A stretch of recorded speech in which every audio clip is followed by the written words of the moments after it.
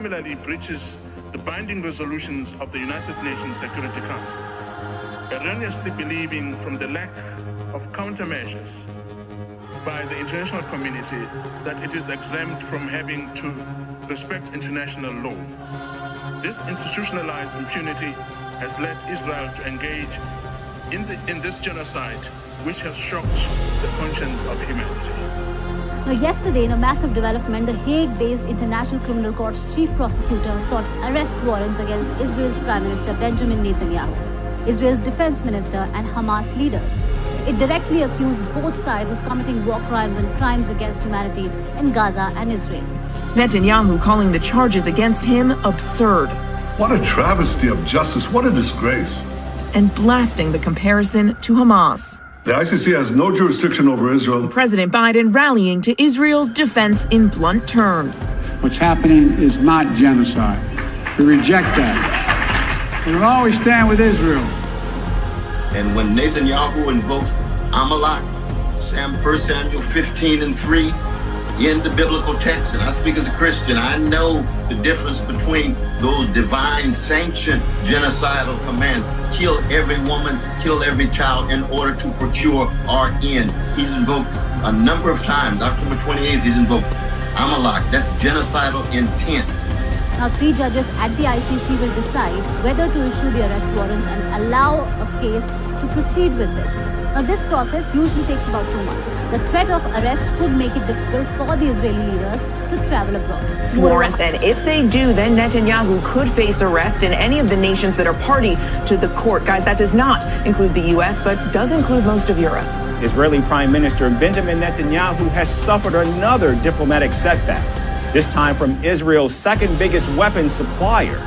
Germany says it will not defy the International Criminal Court's arrest order against Prime Minister Netanyahu and his defense minister Yoav Gallant. German Chancellor Olaf Scholz's office says that they will abide by international law. The statement has drawn a sharp response from Israel, calling it outrageous, while reasserting that Israel has the right to defend itself. Now, Germany has been a strong ally of Israel for years and has provided Israel with weapons worth billions over the last 2 decades. However, Berlin's move to accept the World Court's order to arrest Prime Minister Netanyahu has sent shockwaves both at home and abroad. Shabbat shalom, Zion. The salt of the earth. Me and Brother Najee this morning.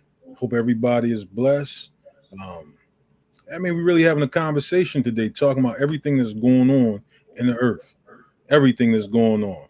Now, you notice we did an intro in about Netanyahu, particularly about him getting has a restaurant internationally.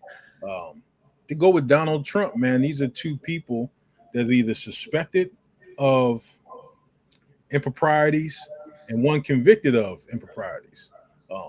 I don't know if anybody has seen the BB Files, which is a documentary on Netanyahu, where it looks like if he wasn't in power right now, he actually would be subject to litigation and ultimately probably lose his seat as Prime Minister of Israel, which it seems like it's convenient that right now war is breaking out, and it kind of is halting what's happening with him. Najee, you there? Yeah, bro. I'm here. I'm back. Shabbat shalom, family. Great to be on this Shabbat. This is kind of unscheduled live, if you want to say that. So, we'll probably have some people trickling in, and most of the fam will just catch up with us later on the recording. But good to be here, bro. Yeah, I was looking at that intro that you had made a while back. It brought back some memories of I think we had played this clip, or perhaps you and I had just watched it. Mm-hmm. It was the one where I can't even remember the name of this dude. They were saying that he was the second coming. He's died since. He was talking to Netanyahu and saying, "Hey, how you gonna ramp this up? How you gonna bring back the Messiah?" Let's highlight that. Yeah. Because we actually went into this subject about a year ago when the initial tension. I ain't gonna say initial because supposedly it's been going on for a while. But we showed the motivation behind Netanyahu, why he's trying to start a 3rd World War. just to do a quick recap, Netanyahu, and according to his advisor, I can't remember the guy's name. We do have a video up on it, that they're trying to bring in their Messiah. They're trying to cause a series of events to usher in their Messiah. Turmoil, world war, some type of, tribulation for the modern state of Israel, or we're going to say the Israelis, because we know who the true Israel, the true Yasharel is. Yeah, bro. Keep on. I'm just gonna see if I can pull up that clip. Yeah, pull that clip, but we got it in the video. Right. So we did a video, and I'm gonna show the screen before you do. While you do that, brother, I'm gonna show the video, not the video, but just a screen saver or the thumbnail to the video we did. Go back and check that video out. Shabbat Shalom, Tyc Roland, to show the thumbnail to that video we did talking about this subject, talking about when tensions was first started between Israel and Iran, and when they had initial strikes. You had Israel assassinate a high-ranking general in Iran. Then you had them do a preemptive strike against Iraq, Iran, Syria, and I believe what it was Afghanistan, brother. So they did that, and Iran responded. Supposedly they made a phone call to Israel and was like, hey, we're going to attack this spot. It was real formal for initiating a battle. Now we know this stuff is biblical. We know that the Chaldeans will burn the whore with fire, burn the dragon with fire. So we know all this had to come to a point of escalation. But let me show that, see if I can pull that video up, and we can look at that screensaver and go back and watch that video, and watch the video that we did about the motivations behind Netanyahu. And maybe in a future time, we'll bring up some clips from a documentary called The BB Files, which have been removed from a lot of platforms. And, I guess Netanyahu went through great lengths to have this documentary called The BB Files removed from a lot of online platforms. I think it was on Amazon. You could see it there, and I believe that it got removed. So it's only, I think you got to go to the actual website to actually see it, or you have to find another platform online just to check this video out. Yes. So I did. I was able to find a short of it. Okay. Used to call him Rebbe, something like that. Yeah, Rabbi Rebbe. Yeah. So I found a short. It's about a minute. You want me to go ahead and yeah, go ahead and play it. Dig it. All right. Let me share my screen real quick. Get back into doing this. Let me know. Can you see that? Yeah. All right. Let me know real quick if you can hear it. I'm hit play. Can you hear that? Yeah. All right, cool. So I'm kick it back, and I'm gonna just let this play. It's only about 30 seconds or so.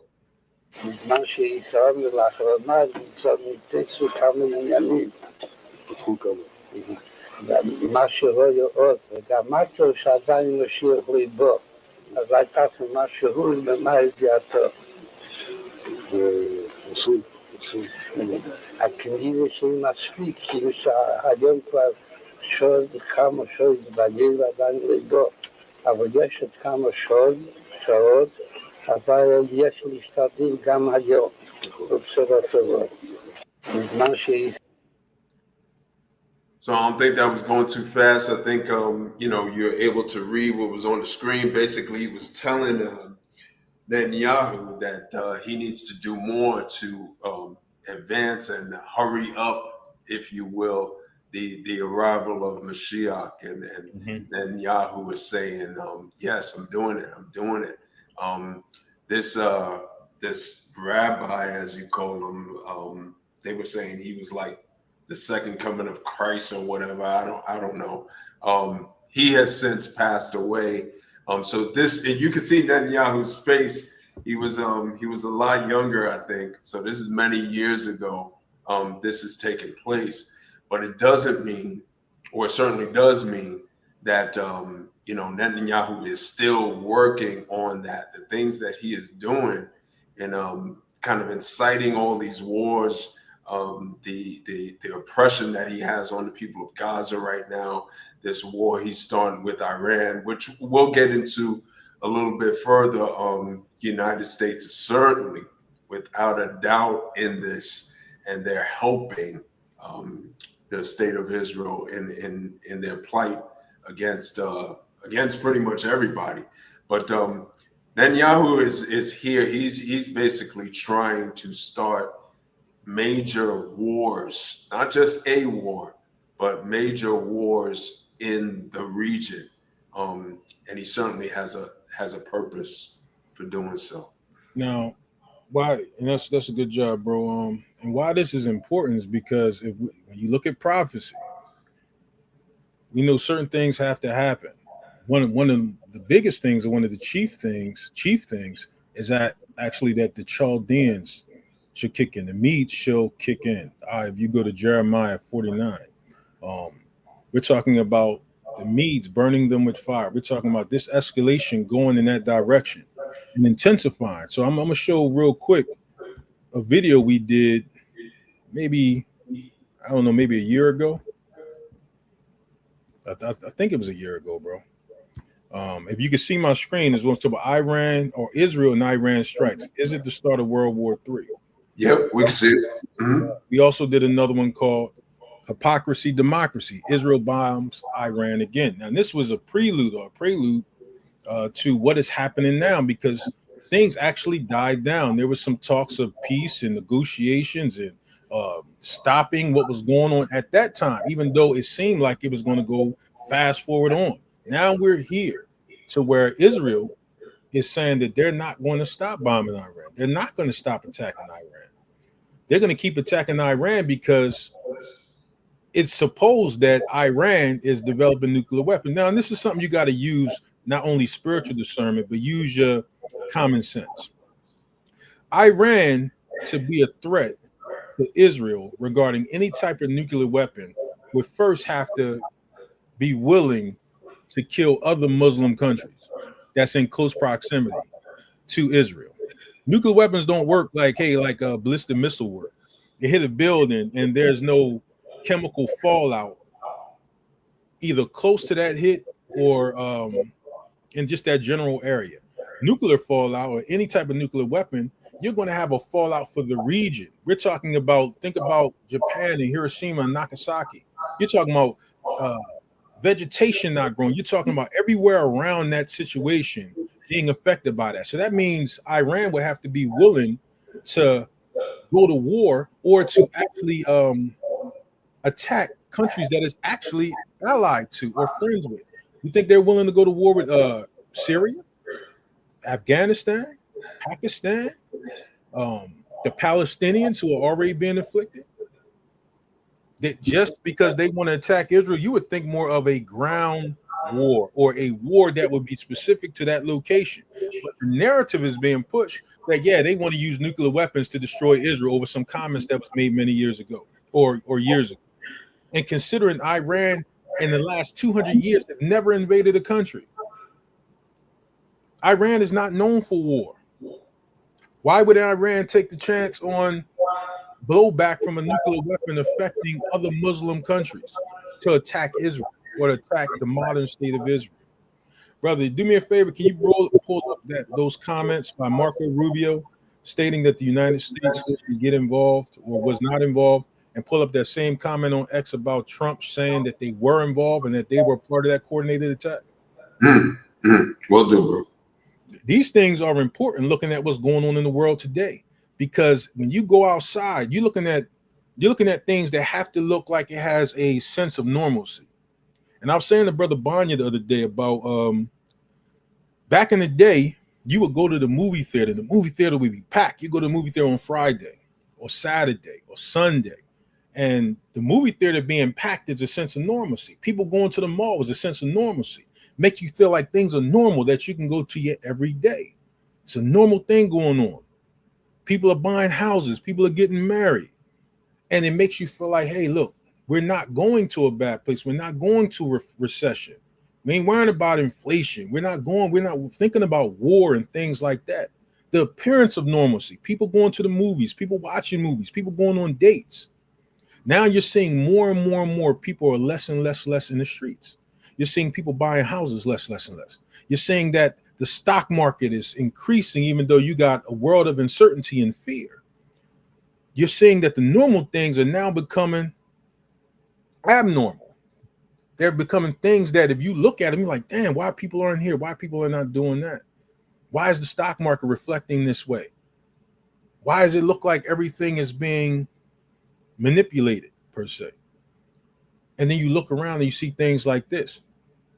Now, we're going to grab up the response of Saudi Arabia, North Korea, Russia, and China, who condemned the attacks on Iran from the United States and Israel. And people think that they're just going to let them bombard Iran. You got to think this is a trickle-down effect, and we said this in the initial video. Israel is pushing its way through Palestine. Israel is heading towards Syria. Do you think they stop there? You got to remember the biblical borders that they're pretending to be recommandeering. They're trying to expand those borders to take those borders. It won't stop at Palestine. It won't stop at Syria. It won't stop at Iraq or Pakistan or Afghanistan or even Iran. It won't stop at Saudi Arabia when that time comes, if it was to ever come. Go ahead, bro. Show that particular clip. All right, let me just play this so you can see it's about 5 minutes. So maybe what we should do is play that little fair use session. So I'm gonna do that first. Copyright disclaimer under Section 107 of the Copyright Act 1976. And this is a copyright disclaimer under Section 107 of the Copyright Act 1976. Allowance is made for fair use for purposes such as criticism, comments, news reporting, teaching, scholarship, and research. Fair use is a use permitted by copyright statute that might otherwise be infringing. Nonprofit, educational, or personal use tips the balance in favor of fair use. All right, so here we go. Got to hear Brother Cleo's voice a little bit. Brother Cleo, I think you're out there. Hope you're doing well, bro. All right, so let me just play, and bro, if you want me to stop at any time, just holler out. All right. Okay. But I want to get to CBS News senior White House correspondent Weijia Jiang, who's live for us at the White House. Weijia, do we have any response yet from President Trump or any members of the White House there?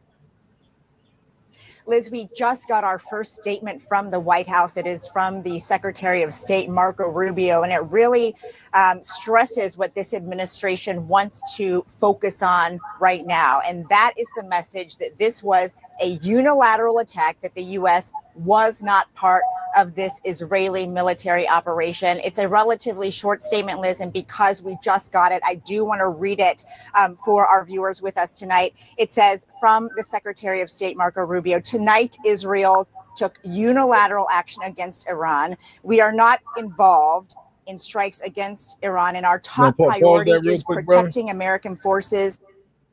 Now, Marco Rubio, now this is when you look at Jeremiah 49:7, and I want to read this. Somebody can put Jeremiah 49:7 in the chat. Marco Rubio comes out. What is he? Defense Minister, Aki? Marco Rubio? Or he's a Secretary of State, I believe. Secretary of State. I thought he was Defense Secretary. Either or. He comes out in the same day. It says the United States didn't have anything to do with the strike that Israel took upon itself, they said, to attack Iran.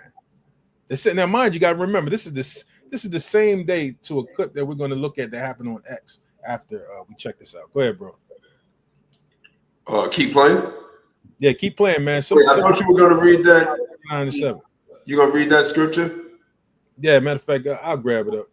What was that? Jeremiah 9? Jeremiah 49:7. 49. I believe it's 49:7. I got it.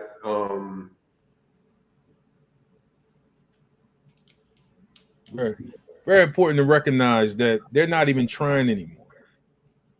They're not even trying anymore to appear with good intent. They don't even care, because right now Esau is so prideful. They're like, we could do anything. We're the big bad wolf on the block. Nobody can do it. Nobody can expletive with us.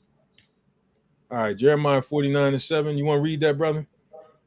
Yes, sir. Concerning Edom, thus said the Most High of hosts, is wisdom no more in Teman? Is counsel perished from the prudent? Is their wisdom vanished? Is their wisdom vanished?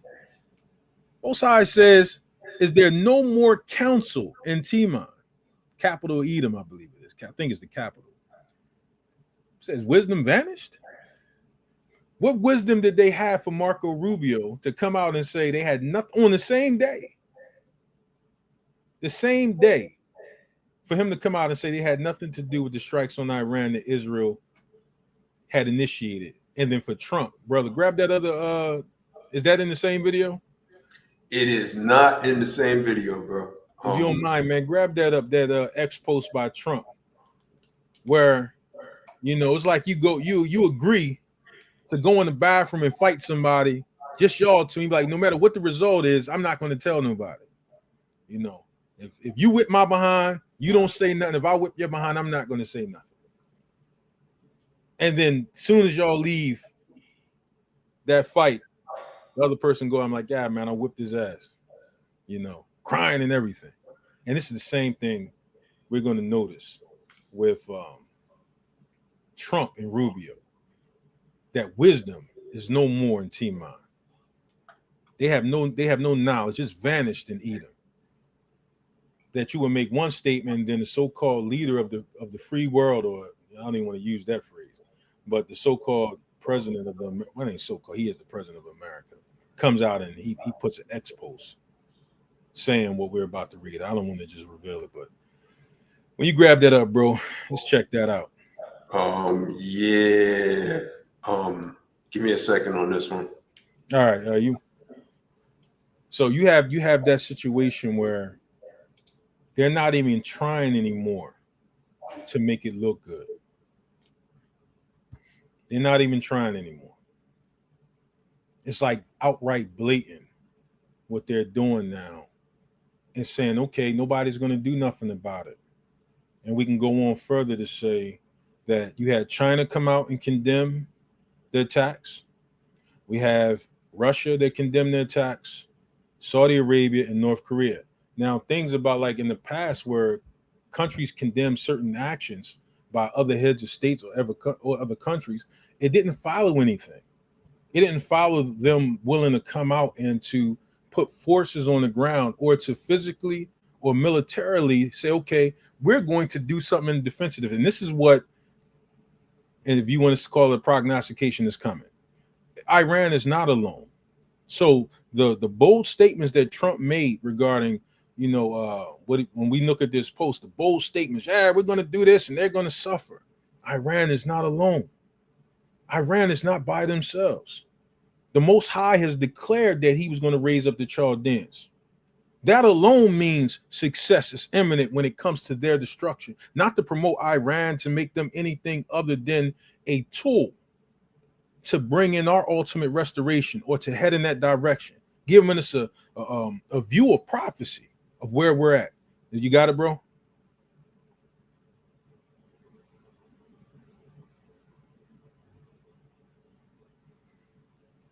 I think they got. I'm sorry, man. I was still mute. What are you seeing on the screen right now? It says Israel considering military strike on Iran. Sources say that's what we're looking at. All right, so this should be something that Trump said. It's about 2 minutes long. Here we go. All right, we'll watch it. Good, bro. Military strike in the coming days, and that they will likely do it without the support of the U.S. Reporters just asked President Trump about it at the White House minutes ago. Take a listen. Mr. President, how imminent is an Israeli strike on Iran? Well, I don't want to say imminent, but it looks like it's something that could very well happen. Look, it's very simple, not complicated. Iran cannot have a nuclear weapon. Other than that, I want them to be successful. I want them to be tremendous. We'll help them be successful. We'll trade with them. We'll do whatever is necessary. And it's like, if you want to really go deeper into it, why is it that explicitly that Iran is particularly the one that can't have a nuclear weapon? You think that these people don't know prophecy? You think they don't know that the Bible says that they shall be burned by fire by the Medes of the Chaldeans? You think they don't understand this? And they're opposed to it. They're opposed to fighting. I mean, they're opposed or trying to be in opposition to what they know the Bible says. It's not just about them saying, okay, Iran can have nuclear weapons. It always seems that any country or a Muslim country rather, they're opposed to certain countries having nuclear weapons. But most of the allies have them. Israel has them. Russia has them. It's a lot of countries that have nuclear weapons. But Iran, particularly, a country that hasn't attacked anybody in over 200 years, if you look up the history. Why is it that they're so concerned with Iran? What is it that they know? Is it because of some bold statements by one of the Ayatollahs years ago? Yeah, we're going to wipe Israel out. They have to know, you use common sense, if you have any spiritual common sense, that Iran is not going to use nuclear weapons against Israel because of how close proximity they are to other Muslim countries. They can't be really worried about a threat like that. The only one who should really worry about a threat like that is America. But Israel, it says, no. And then you have a holy site in Israel that the very thought of building a temple there would cause World War III, just the fact that they would build a temple there. Iran is going to shoot a nuclear weapon there, knowing that they're going to destroy a Muslim holy site, not just to them, but to every Muslim nation. They're going to risk that? You think Israel or Netanyahu, these people that they're in our land, in our stead, really believe that this is an existential threat, that they're going to destroy a holy site to all Muslims to get at them? They know it's not possible. But the narrative has to be pushed in the direction where they make it look like, okay, we have to come at them for those reasons. You want to say something to that, brother? No, I just always thought that the idea that some countries can have nuclear arsenal, others cannot, and who dictates that and who makes that decision. Mm-hmm. You know, it's always the people at the top, but what we wind up seeing is that it's always the United States making that determination around the world as to who is dangerous and who is not. Israel and Iran has always been, most of our lifetimes, enemies on the map. And Israel has nuclear weapons themselves. I mean, this has been confirmed. Now, supposedly, according to the BB files, if you go into this document called the BB files, supposedly Israel only has America's nuclear secret to be able to make their own, because supposedly they did some old slick stuff to steal it and to be able to implement it. Now, I don't know how far we want to believe that, but that's supposedly what is the case regarding their nuclear program. They use their positions within this country, and they somehow covertly got United States military strategy or formula of how they build it. But one thing I want to say is that up until this day, outside of testing nuclear weapons, United States is the only country that has used a nuclear weapon on another country. Exactly. This is the only country that's ever done it. So you have the country that's policing other countries regarding nuclear weapons is the only one who has actually used one against a country. And that country is still suffering some degree of fallout from those nuclear weapons. There's still places in Japan now, or Hiroshima and Nagasaki, that still don't grow. There's a documentary I seen some years ago where they were saying some parts still haven't grown back fully after that, the atomic bomb that hit them back at that time. But go ahead, bro, you can start again. Yeah, no. It's like I said, that has just always been strange to me. Who can determine it? And it depends on how powerful your nation is, whether it's, economic, military, who gets to determine that. Now, the United States has backed up Israel always, as far back as we can remember. And as far as I know, I think there was, and correct me if I'm wrong, bro, wasn't there many years ago, Libya? Was it Libya? They were making some. They were trying to get a nuclear arsenal. It was some deal made with them. I think it was under Obama. And then that I don't actually remember. See if you can grab something up on that. I don't remember that. Yeah, I'll try to grab something up on that, but I think it was Libya. They were making a nuclear arsenal. They made some deal with the United States to kind of stop their program, and then the following few years later, their leader was assassinated. I'm gonna pull that up because I don't think I just made that up. No. Why you grab that up? If you got to remember too, nuclear energy is not just for the sake of making weapons. Nuclear energy actually powers certain countries' power grid. It actually keeps energy flowing through certain countries. So nuclear or uranium is not just for the sake of making weapons. It actually, and Iran is proclaiming that their nuclear program is basically about making sure they have sufficient power to power their country, or to take their country into forward into the future with sufficient progressiveness. So just to put that out there, that every time so-called nuclear technology is brought up, is not just for the sake of making weapons. Now, for the West, I guess it's essential to make it look like, hey, man, we need these people as close to third world status as possible. We don't need these people having a progressiveness to challenge the West.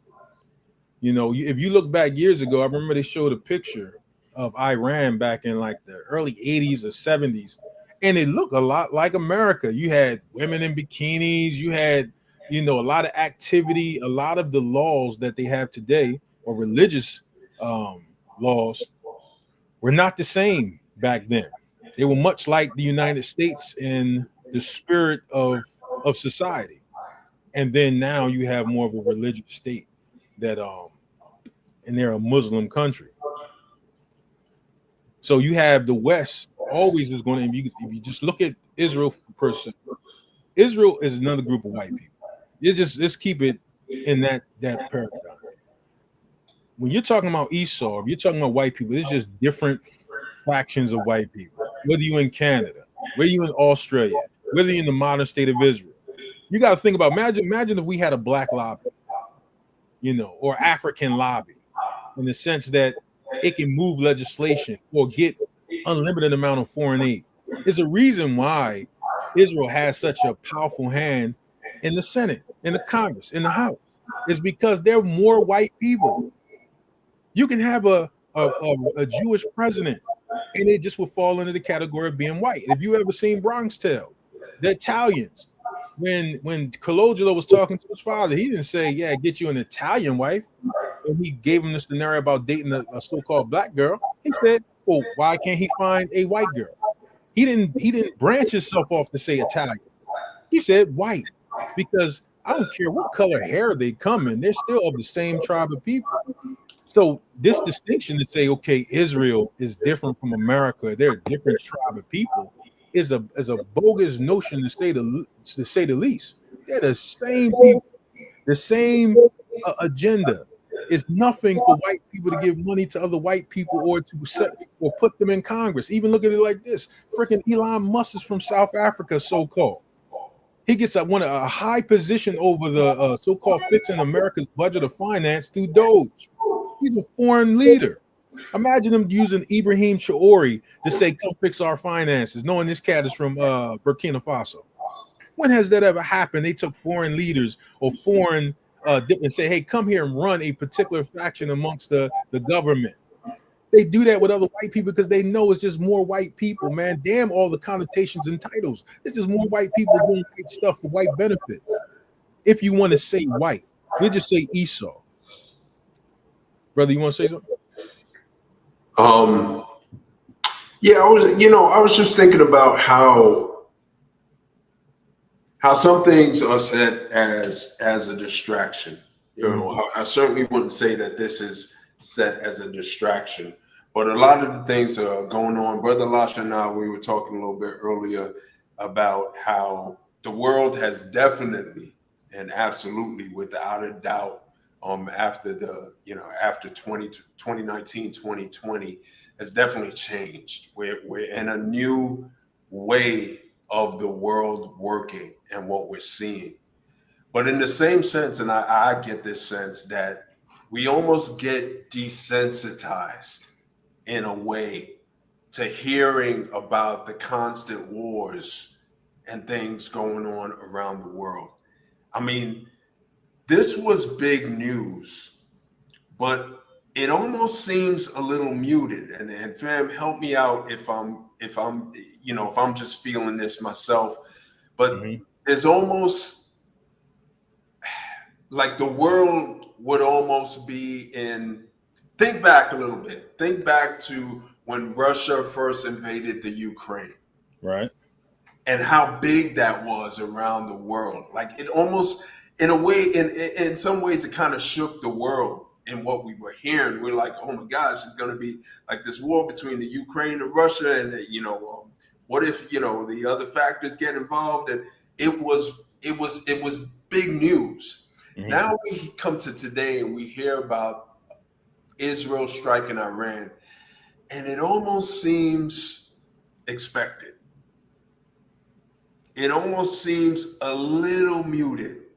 You hear about some of the deaths. I believe there were dozens of deaths in Iran, maybe tens deaths or so in Israel from Iran striking back.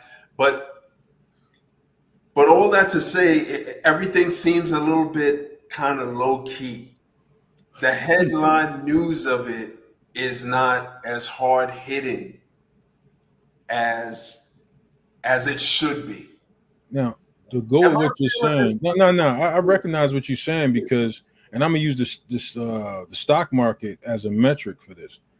When Russia invaded Ukraine, I believe at first Russia had struck Ukraine, and the market, the United States stock market, which is like a guide for those looking at the normality of the country, of things normal. The market went down progressively as Russia and Ukraine back and forth intensified. The market took a big hit, and the fear index was creeping up. And to go with what happened with Iran, the market really didn't have, outside of the aftermarket, have an effect of the strike between Israel and Iran. It did not look like things were interrupted as usual. There was a major change in the world. It wasn't like people were really interested, or even not. Let's say the news did not promote it or show it in a way where the gravity or the seriousness of it was shown the same way they did with Russia and Ukraine. And I don't know if that was more of a white on white situation or Esau on Esau. So it was looked at more severe, if you want to put it that way. Maybe that's just me. Or the fact that they don't want you to look at Iran as a big deal when it is. Because Iran, if you just were to take the two countries together, Iran against Israel would have no match for Iran being the size of New Jersey. And this is out of the mouth of Netanyahu himself. Israel is about the size of New Jersey. I'm from New Jersey. New Jersey is not a big place, especially when you're talking about a country. They wouldn't be on even according to mass and the ability to strike each other, Israel would not be on par with Iran. And I think the only reason Iran hasn't gone all out is because of the deterrent of having the United States involved before we know exactly who's going to side with them. But I agree with you 100% that they're not making it of the severity or the seriousness that they did with Russia and Ukraine. Bro, I don't want us to lose too much on top. Unless you want to say something else to that, let's look at that clip of what Trump said and give a quick recap of what Marco Rubio said when you play it.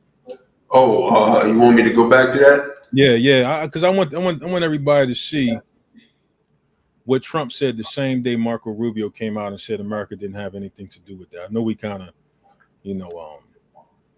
went distant with this present point. All right, let me I'm gonna play from that point where we stopped. Well, we could have just grabbed up the thumbnail on the actual X post. I don't know if does he say it outright in this? I'm not sure. Let me see if I can grab the expos. Go ahead and play it, and if it doesn't say it, I'll just screen share the expos. All right, we only got about a minute or so, like almost 2 minutes on it. So let me just play it. Necessary. NBC international correspondent Matt Bradley is in Tel Aviv. Matt, how is Well, it's probably just more about commentation. So you want to go ahead and grab that? All right, so I got this up now. Okay. Let me make sure. All right, so let me go and share my screen. Bro, if you don't mind, while I'm grabbing this up, can you just give a recap on what Marco Rubio said? Yeah, well, Marco Rubio was like, he came out as Secretary of State, and I think almost immediately he, put out a statement saying that the United States really had nothing to do with this, that Israel was, acting alone, which doesn't really make sense. I mean, even without, Donald Trump's statements that clearly show the U.S.'s involvement, all of Israel's military defense is supported by the United States. That whole Iron Dome thing that they have, that's all United States military. That's all run by the United States. The United States helps protect Israel when other countries are attacking it with missiles they shoot down. That's what this Iron Dome thing is all about. It helps shoot down those missiles over Israel so that they don't land and cause any damage. So the Marco Rubio statement clearly just words that don't quite make sense. But I see you have Donald Trump's what is that site called? Real Donald Trump? What is that? That's his actual X name or the Twitter name, @TheRealDonaldTrump. So just to give a little sub story on what he said, he did go on to say that the United States knew about the strikes. This matter of fact, let's read this for you, brother. I don't know if you want to read it or I'll read it. I can read it. All right. I gave Iran chance after chance to make a deal. I told them in the strongest of words to just do it. But no matter how hard they tried, no matter how close they got, they just couldn't get it done. I told them it would be much worse than anything they know, anticipated, or were told, that the United States makes the best and most lethal military equipment anywhere in the world, by far, and that Israel has a lot of it. That's kind of what I just, explained. With much more to come, and they know how to use it. Hold on, one second right there. Now, Iran, when Marco Rubio came out with the statement, I say even before that, Iran said that Israel didn't have the capability to make this type of strike without the help of the United States. So when Iran responded, they said, we're going to attack U.S. forces or to attack the U.S. That was their comment. They didn't say that they were specifically coming at Israel, but that they were going to retaliate against U.S. interests or forces that might be in the area, because they believed or proclaimed that the United States was the only way Israel can make this type of offensive, by either United States help or by United States guidance or the United States period. So Trump is pretty much affirming this outside of other comments he made about, we knew the strikes were going to happen. We kind of made it look like we didn't know because we didn't want Iranian generals to get a heads up and go hide. These are things he said right after Marco Rubio claimed they didn't have no involvement. And this is his own ex-post saying that, hey, our weapons is doing this to you. Go ahead, bro. All right. Certain Iranian hardliners spoke bravely, but they didn't know what was about to happen. They are all dead now, and it will only get worse. There has already been great death and destruction, but there is still time to make this slaughter, with the next already planned attacks being even more brutal, come to an end. Iran must make a deal before there is nothing left. Now, before we go on to that last part, because he's just talking out the side of his behind with the last part anyway, but we're going to read that. Now, he says, with the next already planned attacks being even more brutal, come to an end. United States, if we're not even at that assumption or fact by now, is fully engaged in the attacking of Iran. Never mind Iran's allies. It's being perpetuated that Iran is by themselves and that the United States is basically, looking at Trump. He didn't want the world to think that the attack was without the United States. He need the world to know we did that too. We don't want Israel just getting the credit. It got to be known that we our weapons did that. I did that.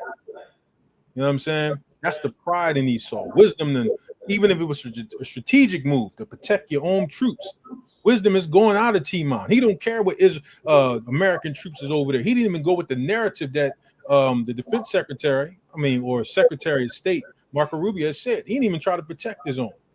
He put it out there to say, hey, man, let me put a target on their back because I wanted to be known that we did this. We had a part in this. This is a quote from that article. I always knew the date. The president said any brief phone interview because I know everything. I know everything. So that thank you, Brother Cleo. That affirms even stronger that the United States wanted this just as much as Israel if they didn't want it unifiedly together. You want to read the rest, brother? Yeah, I'll read the rest, but yeah, Brother Cleo, I had heard that earlier too, man. Thanks for putting that up there. Let me see, where did I leave off? You left off at and save what was once known as. And save what was once known as the Iranian Empire. No more death, no more destruction. Just do it before it's too late. Then he says, God bless you all. Yeah, now, how condescending and disrespectful can you be? I'm serious, man. Like it's a foregone conclusion. Y'all ain't nothing. We're going to do whatever we want. Foregone. So with that being said, is wisdom in Timon, brother? Is there any knowledge left in Edom? I don't think so, man. Unless you're talking about a straight up Donald Trump type of wisdom, then I'm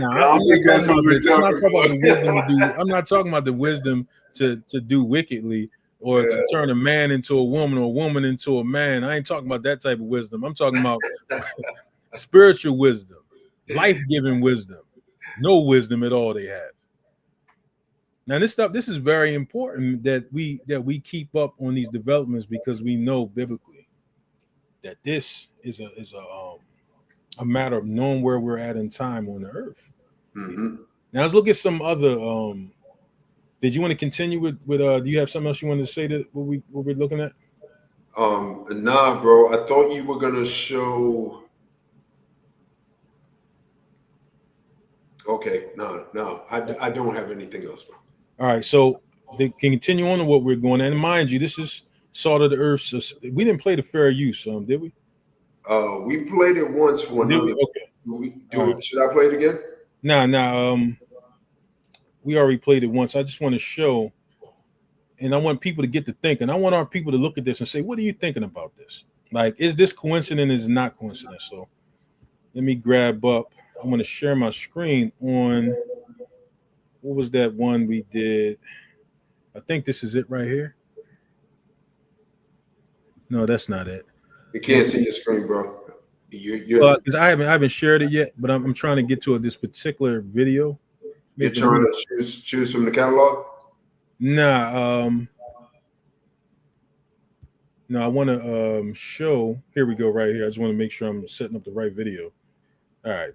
So I'm gonna show this clip real quick, and I want to talk about it regarding. Matter of fact, we might not even watch the whole thing, but let's watch part of it because recently America had a display of military. What were they calling it? Trump's military parade. Yeah, military parade. Yep. Oddly enough, the day of this parade happens to be when they strike Iran. you gather all this military might and muscle and technological advanced vehicles and vehicles of war. Just happens to fall on the same day that you make this gathering. An attack is made that puts America knee deep in another war. But we're only looking at it like it's just a military parade to honor the troops. So let's just show a clip. And I want y'all to really think about that question. Let's see. Let me share my screen. Where is it at? Got so many windows up. Let me see. Here we go. Tell me if you can see it, brother. Yep, you can see it. Matter of fact, I think I brought it up. Tell me if you can hear it. The streets of the Yep, we can hear it. Now check this out. This is the same day that so-called Israel made their offensive against Iran. nation's capital are set for a giant military parade. Saturday is going to be a big day in Washington, D.C. You know, a lot of people said, we don't want to do that. I say, yeah, we do. We want to show off a little bit. The event is expected to feature about 6,600 soldiers, 150 vehicles, and 50 aircraft in celebration of the Army's 250th birthday. President Trump, who will also be celebrating his birthday, will preside over the parade from a grandstand, a move that's prompting backlash and counter-protests. We're celebrating the Army on Flag Day. And it's not my birthday. It is my birthday, but I'm not celebrating my birthday. I'm celebrating Flag Day. It happens to be the same day, so I take a little heat. The parade is expected to cost the Army anywhere from $25 to $45 million, and millions more will be spent on security, personnel, and other costs. So here's a breakdown of what's involved. Bringing together equipment and uniforms from the U.S. Army's 250-year history, officials say the parade will celebrate all eras of the country's oldest military branch. It's going to cost a little bit of money, but we're getting training value out of this. But we're also Now, I just want to pause real quick. Does this look like training? Does this look like just a parade, the type of hardware that they're bringing out, which happens to fall? Just want to keep emphasizing, it just happens to fall on the day Israel struck Iran. we get to tell our story. Some of the heaviest equipment was brought in from Fort Cavazos in Texas. It was transported by rail before being transferred to trucks and staged near the National Mall. The Army declined to say how much this effort cost. The equipment includes Paladins, which are self-propelled howitzers first introduced in the 1960s, M1A2 Abrams tanks, and Bradley fighting vehicles, which move on tracks and were first used in combat during Desert Storm, Strikers, which are 8-wheeled armored vehicles that were used extensively in Iraq and Afghanistan, and infantry squad vehicles, which are newer and faster lightweight trucks. Now, why? Just to do a quick recap. Not recently, Trump said he wanted to make sure military or Marines were on the ground in the United States regarding the so-called migrant situation, regarding the thing that's happened out in California. I just want y'all to to think about that. So you're bringing in all this hardware at the moment of the attack on Iran, and also at the same time after you proclaimed that you wanted to have more of a Marine or National Guard presence on the ground in the United States, just in case of so-called brown insurrections or Mexican or whatever you want to call it insurrections. Brother, am I clear? Is it clear on that? Yeah, there's stuff happening on LA right now. This is strange. I think last time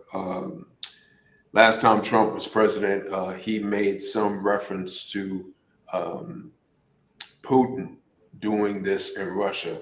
I believe, and I'm gonna say yearly, but I don't know if it's yearly. But they do have a military parade in Russia. And I do remember Trump making some comments about how great that was, and how we should be doing that in America. I don't know if anybody in the family remembers that.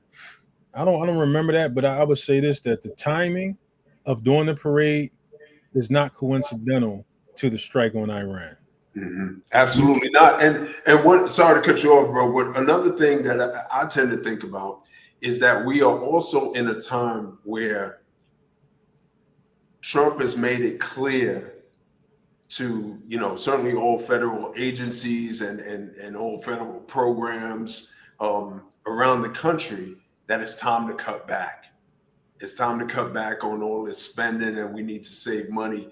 And it's just kind of strange that millions and millions of dollars will be spent on this military parade at a time where he's, cutting back on federal employees. I know everybody have heard about these big, huge federal firings going on across the country, all these programs being slashed to save money, to quote unquote save money. But you got millions and millions to spend on a parade. It's just interesting. Absolutely. You can change the video. There will also be old school touring cars, jeeps, and even a cavalry horse detachment. The vehicles, many weighing tens of thousands of pounds, will drive down Constitution Avenue. To protect the streets, steel plates have been placed where the vehicles will need to pivot. But if the pavement gets damaged, the Army says it's prepared to pay millions for repairs. The Army is also planning a paratrooper demonstration, a fireworks display, and a series of flyovers. Aircraft include Chinooks, Blackhawks, and Apaches. Each of these cost about $5,000 to $8,000 per flight hour, according to a Pentagon document. The parade could also feature historic aircraft like the B-25 Mitchell and the P-51 Mustang. The Army also had uniforms produced to replicate what troops wore going all the way back to the Revolutionary War, though the Army didn't respond to questions about the cost. Officials say the parade will be worth it because it'll be a giant recruiting opportunity, and it's expected to end with an enlistment ceremony. Overall, this is like a big recruiting event, telling the story of the U.S. Army and its rich history, its rich heritage that's existed for 250 years.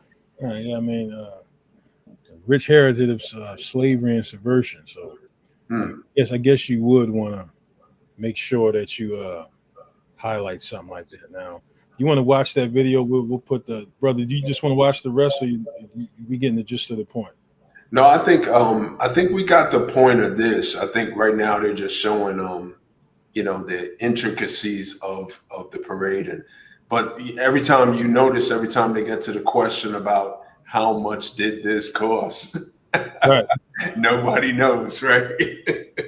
Exactly. And when you're looking at this, it's very timing that this happens when you're going to need troops to deploy. You're going to need to deploy certain weaponry and military vehicles. This happens all on the same day that the United States says, hey, we didn't have anything to do with Israel's strike. Matter of fact, on the same day that the strike actually took place.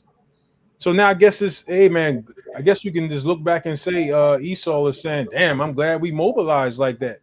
We can actually use this amount of force. We can actually use these weapons. And then it goes back to what Trump said about some of the military weaponry that he's going to provide to Israel. If you go back to that comment, he says they have our military weapons and they know how to use them. And this is right when you mobilize certain military equipment that can be deployed to Israel to advance forward in the tensions or the so-called battle or war with Iran. You want to say something to that, bro? Oh, not to that, bro. That's good, man. Now, we see all this going on right now in the world. Man, let's look at the whole migrant situation that's going on in California. Now, it's an interesting dynamic that the narrative that's being spent on that subject. Now, months ago, when Trump first implemented the deportation move, the immigration bill, it was a growing sentiment around America that so-called brown peoples, because I'm not going to lock it in just being Mexicans or whatever. We're just going to look at how everybody looks at it, called the brown people, and take nothing that we say is pushing the 12 tribe chart. Let me just make sure I say that first. Take nothing that is being said, anything to do with the 12 tribe chart or any particular brown people being the Northern Kingdom. Brother, did I say that very clearly? No, I think you need to say it again. I'm just messing with you, bro. I'm just messing with you. Nothing that's being said for the general, for brothers and sisters out there, this is not about saying that brown people or Mexicans or anybody else is of the 12 tribes of Israel. It's just recognizing what's happening out there in California and how this trickle-down effect will affect us when they get done dealing with so-called migrants. Mm-hmm. Now you got a situation where when the immigration situation first started and ICE was going out there making raids. We ain't talking about the one that Obama did and talk about all these people deported, but we're just talking about the specific one with Trump, where a lot of migrants had certain positions, and as they were being detained and deported, the narrative was that, bro, if you can grab something up on that, just an article or clipping, you had videos popping up everywhere, like in New York, where you had certain areas where Black and brown people would congregate, or even you would just say migrants, period. And they used to be bustling areas, places around subways. The streets would be full. And they said ever since the ICE raids, migrants were like in hiding. Like it was like dead. It was nobody on the streets whatsoever. You know, a lot of the fields, they get farmed by migrants. They wasn't showing up to work. They was getting deported on the job. A lot of people that worked in hotel rooms or hotel facilities, they were not showing up to work. Migrants were hiding. They were not showing up nowhere because ICE was deporting them that fast. They was popping up everywhere. Even some people who had legal immigration status were being deported. So now think about that, and then compare it to now where you have the situation in California where now they're saying that migrants or brown people are out there protesting, destroying Waymo vehicles. It's funny as Waymo vehicles, which are driverless vehicles, that you won't have any testimony from a real person saying that they did this, and throwing rocks through government institutions. This is supposedly what brown people are doing in California, and which is supposedly spread to Texas.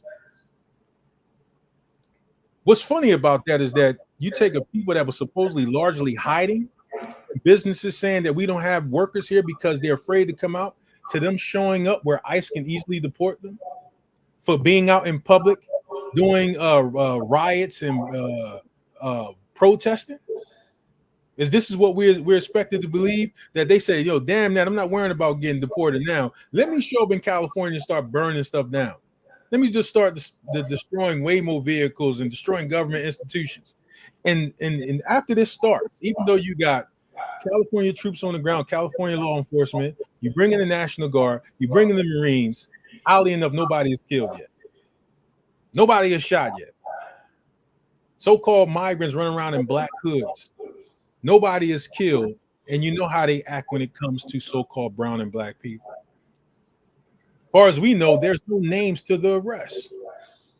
Could this be the same situation that happened out in St. Louis when supposedly outside people came in and started to riot and to loot and destroy property?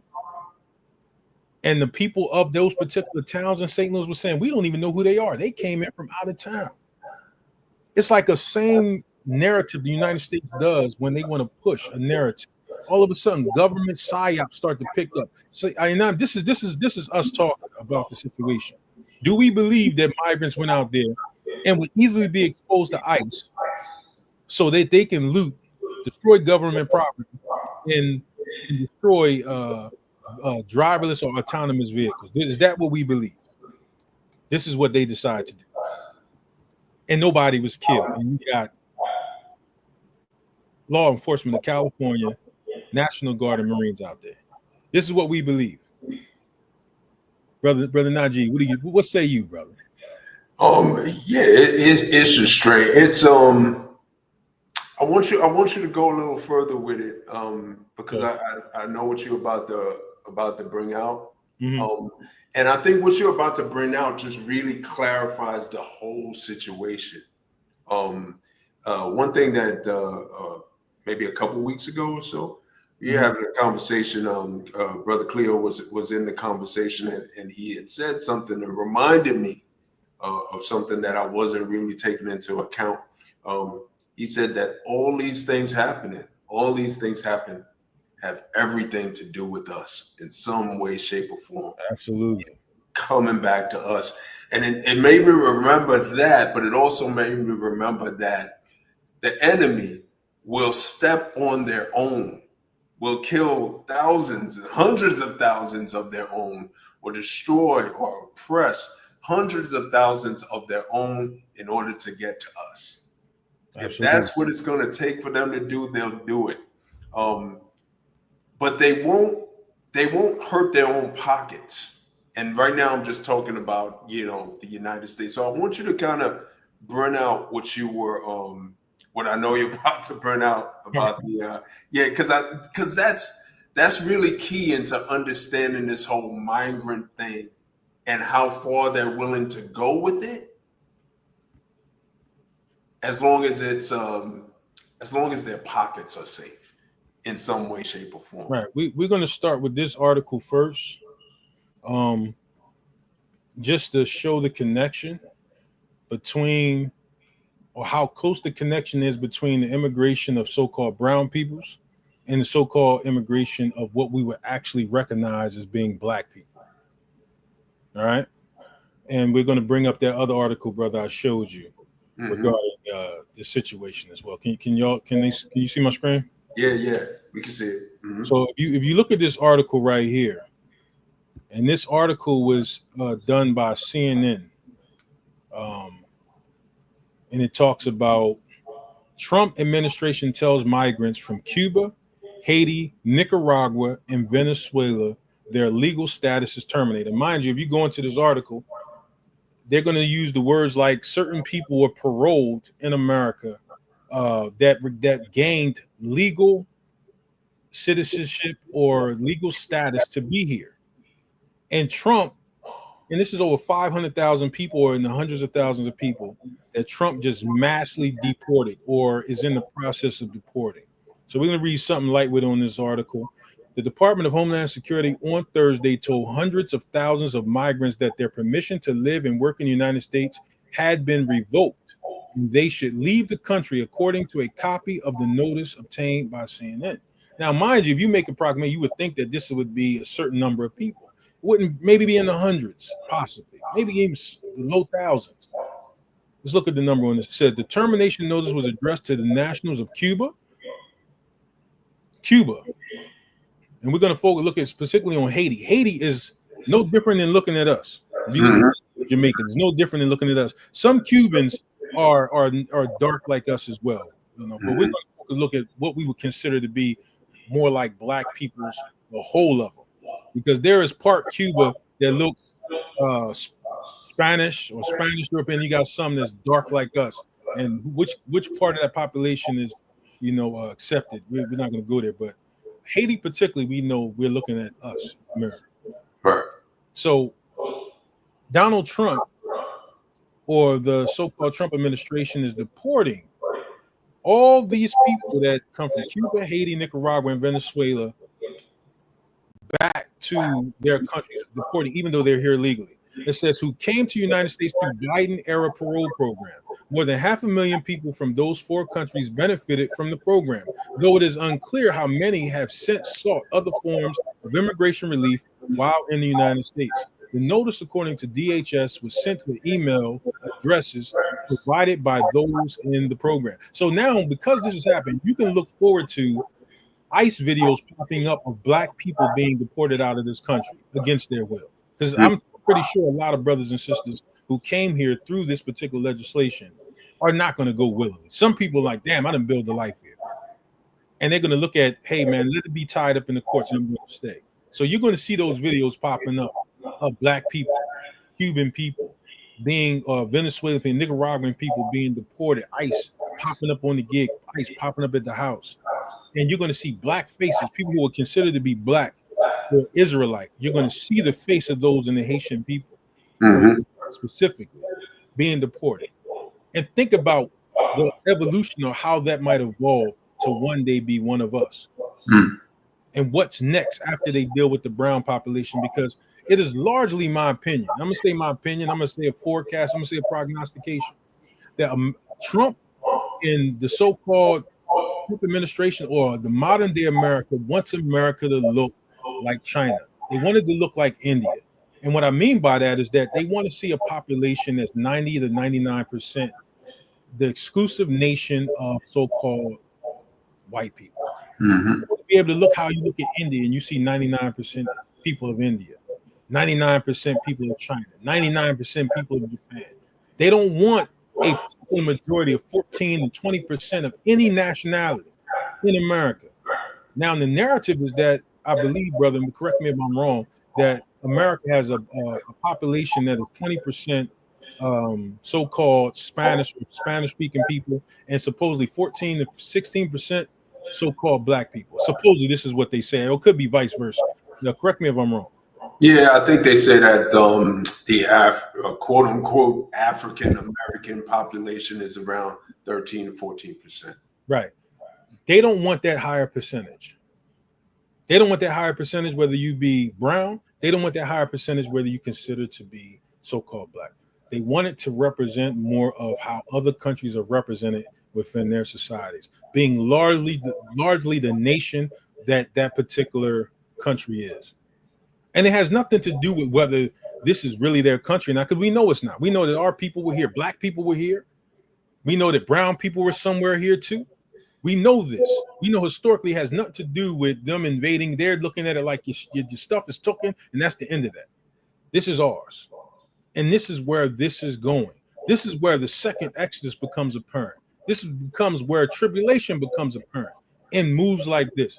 It says more than 500,000 people, 500,000, from those four countries benefited from the program. Though it is unclear how many have since sought other forms of immigration relief while in the United States. The notice, according to DHS, was sent to email addresses provided by those in the program. Now, let's look at this quote. This notice informs you that your parole is now terminated. You know, like now using the word parole is a way to say, oh, these are criminals. Now, mind you, Trump is going to spin that. Just the fact that he uses the word parole. Mm-hmm. And parole can just largely be implied as temporary supervision or a supervised stay or release. Is now terminated. The notice reads, if you do not leave, you may be subject to enforcement actions, including but not limited to detention and removal without an opportunity to make personal arrangements and return to your country in an orderly manner. Basically, we're talking about get the hell out. Mm-hmm. Basically, we're saying it's no different than what happened in Spain back in the 1700s, where the history says that Jews were expelled from Spain during the time, or was it Ferdinand and Isabella? Mm-hmm. And that they would either have to convert to Christianity or leave. Now, mind you, we ain't talking about a religious conversion here. We're talking about, hey, yo, you got the opportunity to leave right now, or we coming to get you. Imagine how that looks when you're only targeting these people right here. Now, mind you, the biggest immigration problem in America, brother, I don't know if we can find an article on this. One of the biggest immigration problems in America of people from another country overstaying their visa is Canada. Canadians make up the largest percentage of overstaying their visa or actually here illegally more than anybody else here. And you don't see anything being talked about immigration problems regarding Canada. Why? Because they're largely white people coming in to a white nation. You can check that statistic for yourself. The biggest population of people that overstay their welcome or on expired visas are from Canada. You don't see anything in the Trump immigration bill talking about Canadians being returned or ICE attacking Canadians to return to Canada.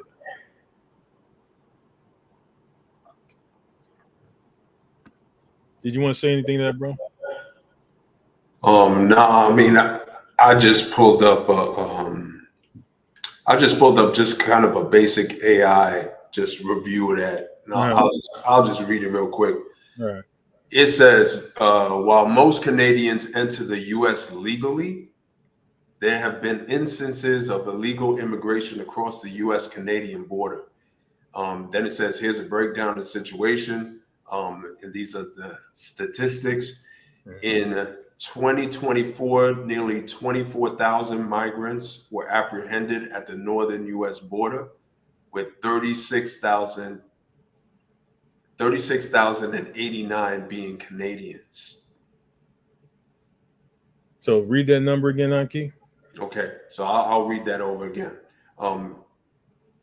In 2024, nearly 24,000 migrants were apprehended at the northern U.S. border, with 36,089 being Canadians. 36,000 being Canadians. And I believe that you might have some other statistics that will specifically point out Canadians, or you can look at other sources on that. But it's a large immigration problem when it comes to Canadians. But you don't hear about that when it comes to ICE. It's not even viewed as a problem by so-called white legislators or even the Trump administration. But it's a problem when you're black or brown. It's a big immigration problem because the connotation under black and brown peoples is that they're criminals, drug dealers, murderers. It's funny how the narrative is always criminal when it comes to so-called black or brown peoples. Particularly, we already know black people make up 70 to 80% of the prison population in America. We know that. We did a video called Mass Incarceration Generation, where we showed you why our people are largely the main population incarcerated. It's always been a move to make sure that our people, at least the leaders of our people, are somehow incarcerated, suffer some type of charge, that they don't have a voice amongst the people, amongst other reasons. And then you go to what you would call brown peoples as well, that makes up a lot of those statistics. But when it comes to so-called Edomites or other white nations, it's not viewed that way. It's not even looked at. You don't see ICE raids on white families. When the last time you seen an ICE raid on a Canadian? Brother, have you seen it? No, it doesn't happen. I think one of the things that the U.S. tried to do was kind of throw a smokescreen over the issue when they were first talking about the tariffs that were going to be imposed on many different countries.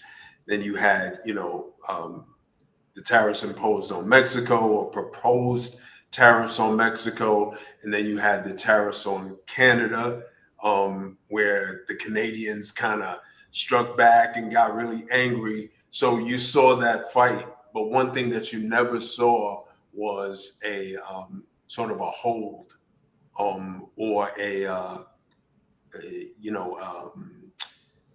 a stronger presence at the northern border, at the Canadian border, that you've been hearing about all throughout Trump's first presidency and now his second. You constantly hear about this strengthening the border, and it's always talking about our southern border and not our northern border. So no, I think although they try to throw that smoke screen in there, it's obvious who they want to keep out, who they want to oppress. It's obvious. Now, brother Najee, you don't mind quarterbacking this particular set, this interview or article? I'm gonna play the video, and then if you don't mind quarterbacking the reading of the article. Sure, no problem, bro. All right, so let me play this video. And this video is Trump. It's going to speak for itself, and we're going to discuss it, because this is where we should all be offended. Not just offended, but look at the writing on the wall. Look at how the words can be interchangeable to this particular dynamic. So I'm going to play the video real quick. An unspeakable tragedy has unfolded in Minnesota. My good friend and colleague, Speaker. Let me refresh it real quick. There's actually one Trump speaking. All right. One of the reasons why I'm involved with NJEA is because let's let the audio go past. Just look at this. When we go into this article, I want y'all to really think about these things spiritually. And remember these words right here: migrant farmers and hotel workers. And if any of you had grandparents that worked back in the 50s and the 60s, see how it can be interchangeable for this. Let's see if this. Tell me if you can hear it, brother, after I'm muted. Yep, all good. Our farmers are being hurt badly by, they have very good workers. They've worked for them for 20 years. They're not citizens, but they've turned out to be, great. And we're going to have to do something about that. We can't take farmers and take all their people and send them back because they don't have maybe what they're supposed to have, maybe not.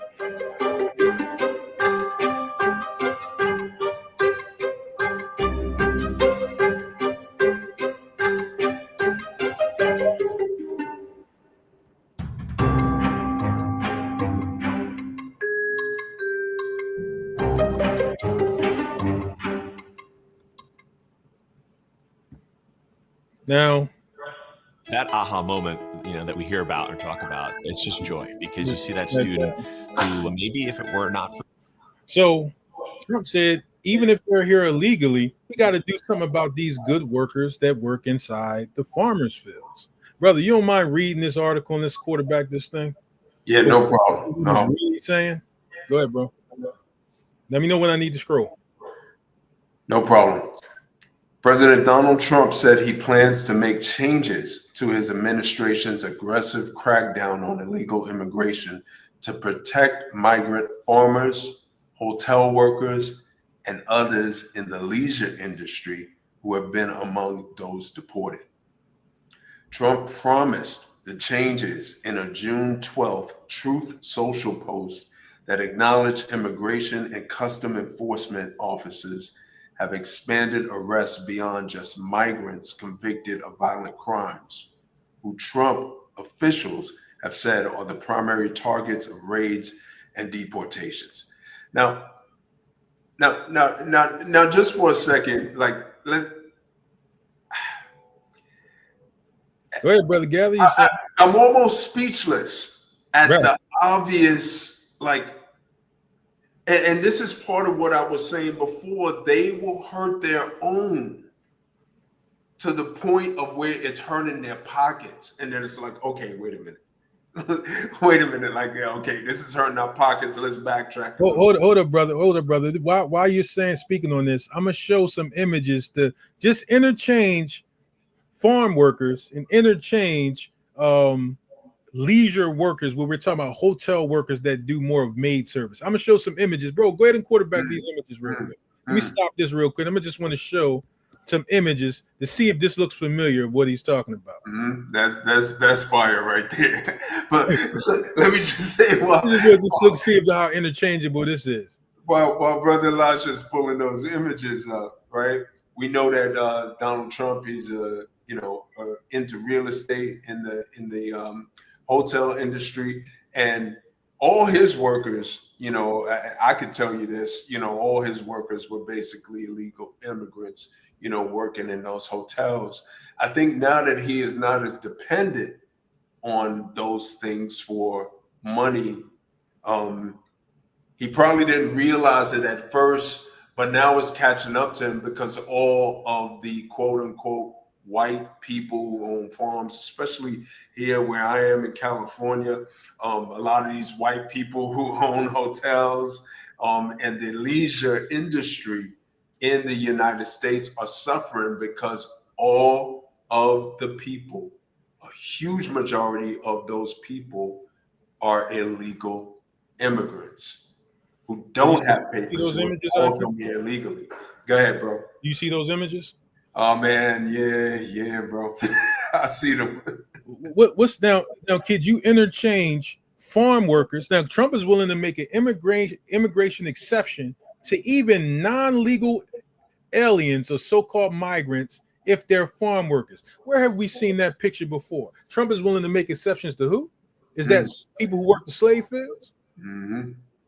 Is that people who work the slave fields? Mm-hmm. Is he willing to make a exception if you work in the slave fields? If you go on in the article, it says workers that can't be replaced.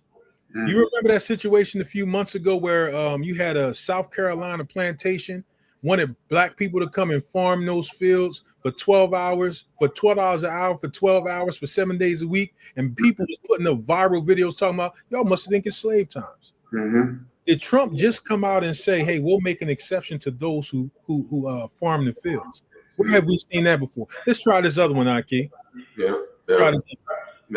And I'm glad, bro. I'm sorry. And as you're talking, I was just about to say it, bro. Right. Leisure workers, people who do what type of work?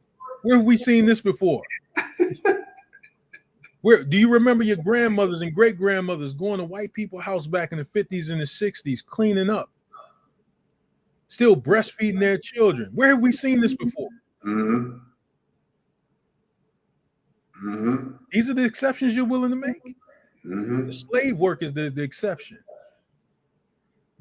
Everybody's criminals except for those who will pick the fields and clean up after so-called white people. We're going to use the word leisure workers. Yep.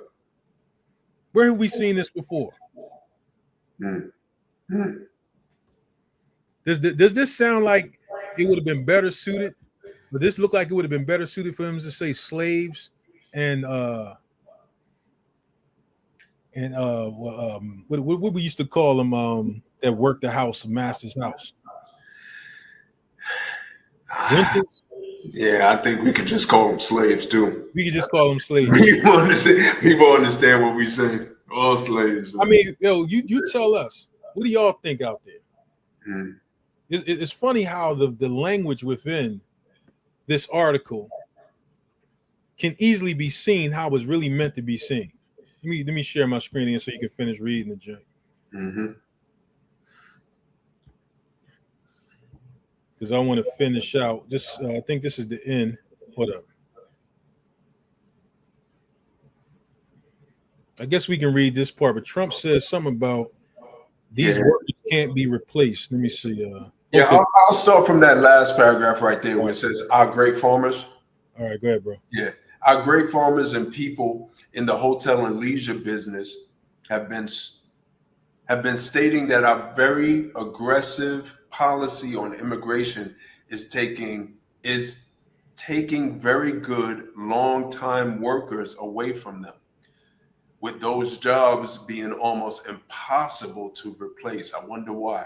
Why would they be impossible to? Ain't they jobs? Mm-hmm. Ain't they jobs that so-called white people was talking about? They're still in our jobs. Mm-hmm. What? They don't want to go work the fields. They don't want to be the ones going to pick the corn and the blueberries. They don't want to be the ones to pick the cotton. Yeah. Why is it impossible to replace these jobs? Because you only know migrants are the ones willing to do them. Work 12-hour days, 7 days a week. They're the ones willing to go to the hotels and clean up your excrement off the walls and all that. They don't put the blue light to it. They just chain the sheets. Right. These are the ones you're making an exception for. Right. I like this one right here. He added that in many cases, quote, criminals allowed into our country by the very stupid Biden open border policy are applying for these jobs. I mean, this is just like the most ridiculous thing I've ever seen. This is not good. We must protect our farmers, but get the criminals out of the USA. Changes are coming, Trump said. The president did not specify what changes could be in store to address worker shortages caused by his immigration crackdown. Critics of Trump's mass deportation agenda have long said migrants who tend to provide cheap labor by working for low wages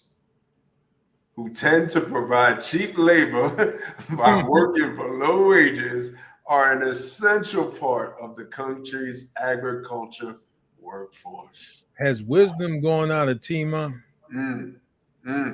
Is there no knowledge in Edom? They don't even hide it. Everything they do is like stupidity has fallen on them. Mm-hmm. They didn't even pretend to try to hide their motivations. We only want to keep slaves and leisure slaves in the country. We'll give an exception to you. Everybody else got to go because they're criminals. Where do you think their target is next? It's amazing. But, I mean, they already took a stab at the brothers by saying they wanted to take anybody convicted of a major crime and send them to El Salvador to that big prison, and told the president to build more prisons. Mm-hmm. How easy is it to be criminalized in America? Is that the rest of us out of here? To get your 90% Edomite population. So with these moves being in place, it's very timely that the Most High stirred up the Medes or stirred up that tension and other nations that came out condemning. I think I didn't even show that, did I? Did I show that No, I don't think we did show that what China and Russia basically. You want to grab that up real quick? Yeah, let me see if I can get that. So these things, man, we need our people to meditate on, really meditate on what's being said, what's being seen, and the agenda that's going forth. You know, that everything that's happening is like prophecy on fast forward. None of these things are happenstance. None of these things is happening. Like if anybody has seen anything, they want to come up and speak, let us know. Like, come up and tell us what you've seen. Has anything resonated with you that happened today? And this is just a discussion. China UN envoy condemns Israeli strikes on Iran.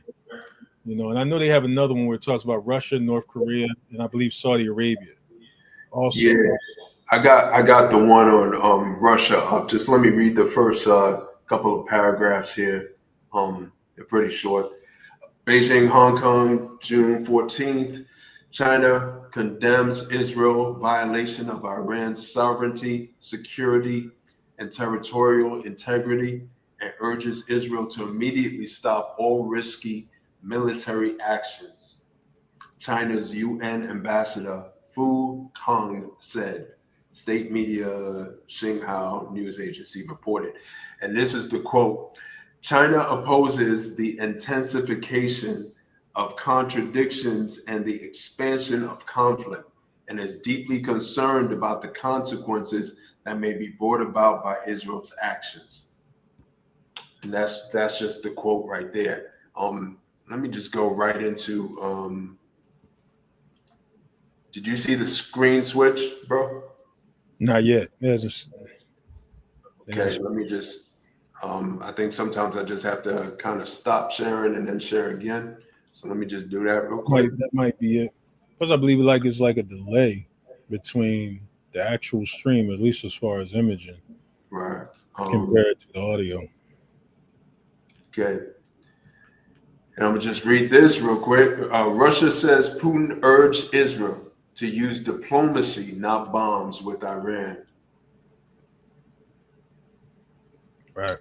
And I don't know if there's a statement in here, but I think you guys can get the point on what these two huge world powers are basically saying about what Israel just did to Iran.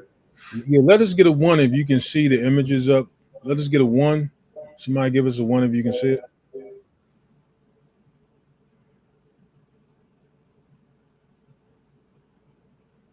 You can see it, correct, bro? Yeah, I can see it, but I just want to make sure that because it does seem like it's on a lag, and right, it does see set apart heart says 0. She ain't saying they're not saying it, and I'm like wondering why. I noticed that's because some of the things we're talking about, I'm wondering why it's not showing up. I don't know if YouTube was like, yo, y'all doing too much. That's possible. Because some of the things we just showed about that, I was like, I noticed that we had the same comments. And I'm pretty sure our people got some strong feelings about some of those things that were shown. I think YouTube might have stopped it because there's no reason that they can't see. And we're already on the delay. If you go to YouTube and look at our video, we're on the delay, like they're delaying our video. Yeah, we're definitely on a delay, but the images are coming up. Like I can see them coming up. Right. And not on the StreamYard, I mean. Yeah, I can see them coming up, but it's like it seemed like the chat is not. I don't know, man. Like she's not saying it. They said they're not saying it. Yeah, it's on a delay. Right, but we already stopped it. Did anybody see the images? Let me get a 1 if you've seen the images on the immigration exemption to those who do farm work and hotel work. Let me get a one if you saw those images. Because we like on a big delay, it seems like. Okay, Set Apart Heart said, okay. But she didn't see the last one. Even though I saw it, she didn't see the last one that you just showed. Or he did. So look, we're gonna you want to show that again just to try to, or do you want to just which one am I showing again? Just show both of them real quick. You just jump to one to the next. All right, let me find out what I did with those. All right, don't even worry about it. The bottom line is this: China, North Korea, Russia, and Saudi Arabia have condemned the attacks on Iran.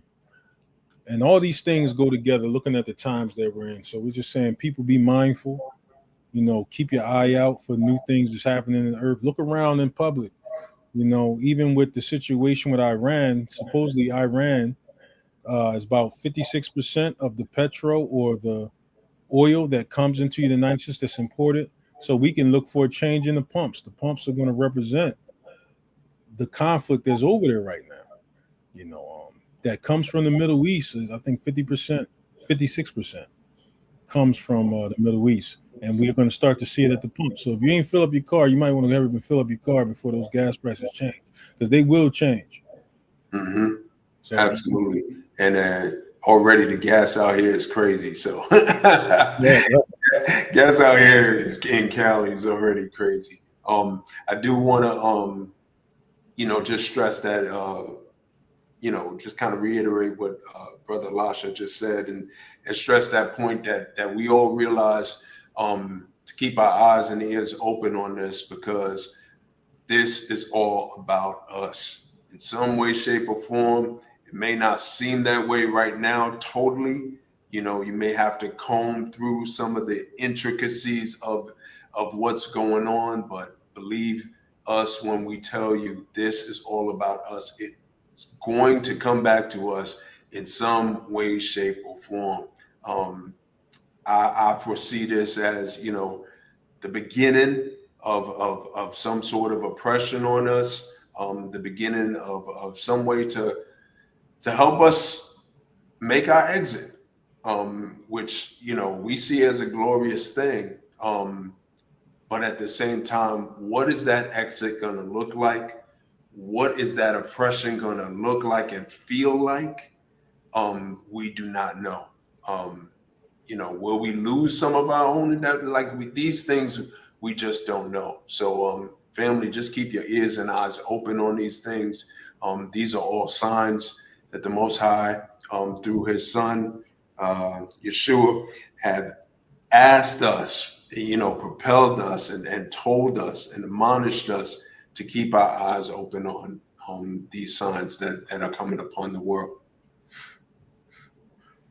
So just before we close out, Set Apart Heart, Jeremiah 51:9, we would have healed Babylon, but she is not healed. Forsake her, and let us go, everyone into his own country, for her judgment reacheth unto heaven, and is lifted up even to the skies. And not for nothing, I seen a recent report, I can't confirm it yet, but supposedly Netanyahu has fled into Athens. Now, I don't know how true that is. I did see a report that Netanyahu has left Israel and fled into Athens. Reminds me of the scripture in Jeremiah, the 12th chapter, where he says, I shall pluck them out.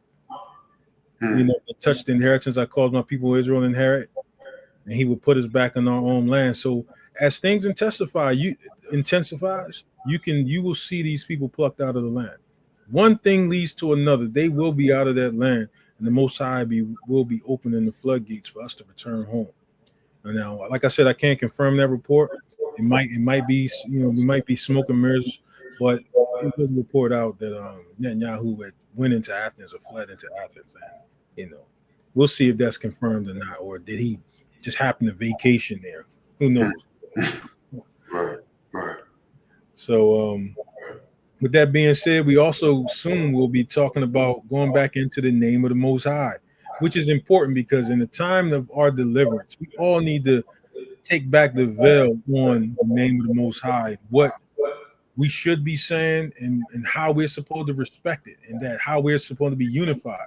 You go into the book of Revelations, it says these are those who are sealed with the name of the Most High. So the Most High is revealing His name in the earth. That way, it's in our heart, it's inside our spirit. And I believe a lot of us we're in different names, and we think it's just a matter of pronunciation. When it's not a matter of pronunciation, it's about specifically what did the Most High say, and that there are way more proofs of what He said than what we're led to believe. There are way more proofs than what we thought it was. Thought it was.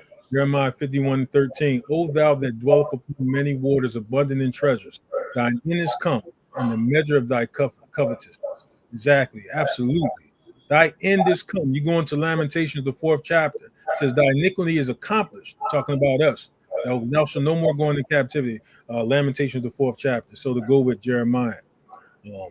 So we're going to see these things play out. So be mindful, everybody. With that being said, Shabbat Shalom, Brother Najee. And Shabbat Shalom, fam. Enjoy the rest of your Shabbat. Hope you all are doing well. Thank you for joining us today. We appreciate it. And share this live stream. Share this live stream. Share some of the things that was spoke about. And everybody be mindful. Shabbat Shalom. Shabbat Shalom, fam.